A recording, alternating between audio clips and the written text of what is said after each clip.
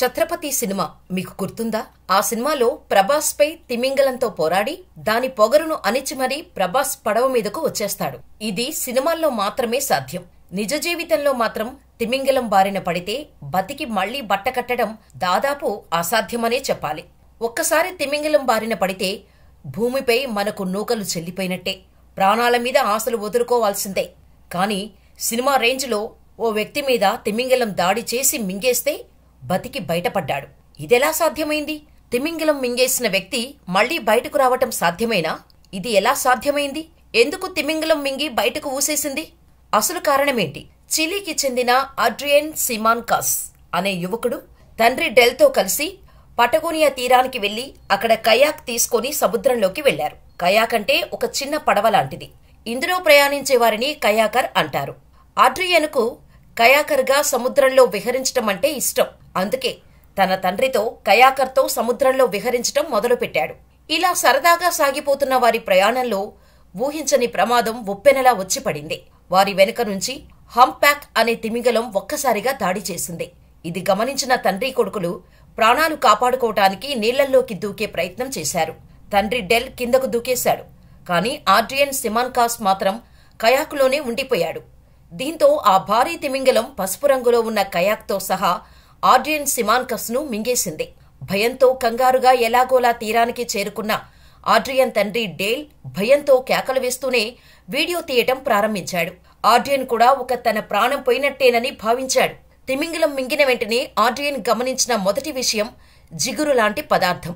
ఆ పదార్థం చూసిన వెంటనే ఆడ్రియన్ కు అర్థమైంది, నేను తిమింగలం నోటిలో ఉన్నాను, ఇక ఇదే నా చివరి రోజు అని.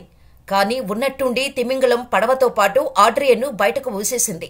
తిమింగలం ఎలాంటి దాడి చేయకుండా కిందకు విడిచిపెట్టడంతో బ్రతికిపోయాన్రా దేవుడా అనుకుంటూ ప్రాణాలతో బయటపడ్డాడు. బోటుతో పాటు ఆడ్రియన్ నీటిపైకి ఒక్కసారిగా రావటంతో తండ్రి డ్రేల్ ఊపిరి పీల్చుకొని ఆడ్రియన్కు ధైర్యం చెప్పి ఒడ్డుకు తీసుకువచ్చాడు. ఇలా తండ్రి కొడుకులు ఇద్దరూ క్షేమంగా బయటపడ్డారు. సాధారణంగా తిమింగలం మనిషి మీద దాడి చేస్తే తప్పించుకోవటం, బతికి బయటపడటం అనేది జరిగే పని కాదు. మరి ఆడ్రియన్ ఎలా ప్రాణాలతో బయటపడ్డాడో ఇప్పుడు తెలుసుకుందాం. హంప్యాక్ తిమింగలాలు భారీగా ఉన్నప్పటికీ వాటి గొంతులు చిన్నగా ఉంటాయి. అందువల్ల అవి పెద్ద జీవులను తినలేవు. చిన్న చేపలు, రొయ్యలను మింగటానికి వీలైన గొంతు మాత్రమే ఈ హంప్యాక్ తిమింగలాలకు ఉంటుంది. అందుకే కయాకును మింగలేక తిమింగలం ఊసేసింది. ఈ హంప్యాక్ తిమింగలం అనుకోకుండా ఆడ్రియన్ను, పడవను మింగిందే కాని పెద్ద జీవుల జోలికి ఈ తిమింగలాలు వెళ్లవు. తిమింగలాలు చేపలు తింటున్నప్పుడు చాలా వేగంగా ఉపరితలంపైకి వచ్చి ఆ మార్గంలో ఉన్న వస్తువులను అనుకోకుండా ఢీకొడతాయి. ఇలాగే ఆడ్రియన్ను, కయాకును ఢీకొట్టి హంప్యాక్ తిమింగలం మింగేసి ఉంటుందని నిపుణులు చెబుతున్నారు.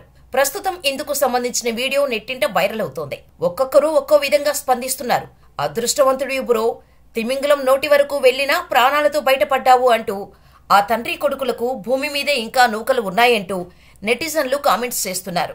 మరోవైపు ప్రమాదం బారిన పడ్డ ఆడ్రియన్ సైతం దీనిపై స్పందిస్తూ తిమింగలం తనను మింగేస్తుందని భావించానని, ఇక తన పని అయిపోయిందని అనుకున్నట్టు చెప్పుకొచ్చాడు. తనతో పాటు తన తండ్రిపై కూడా ఆ తిమింగలం దాడి చేస్తుందని భావించానని, ఆ కొద్ది క్షణాల పాటు తాను నరకం చూసినట్టు మీడియాకు చెప్పాడు. శాంటియాగోకు దక్షిణంగా దాదాపు 3000 కిలోమీటర్ల దూరంలో ఉన్న పటగోనియా ఓ ప్రత్యేక పర్యాటక ప్రాంతం. ఇది సాహస కార్యకలాపాలకు ప్రసిద్ధి చెందిన ప్రదేశం. అందుకే ఇక్కడకు చాలా మంది పర్యాటకులు వస్తూ ఉంటారు. ఇక్కడ అనేక మంది నావికులు, ఈతగాళ్లు, అన్వేషకులు సాహసాలు చేస్తుంటారు. ముఖ్యంగా ఇక్కడి సముద్ర జలాల్లో తిమింగలాలు ఎక్కువగా తిరగటం, మనుషులపై దాడి చేయటం చాలా అరుదు.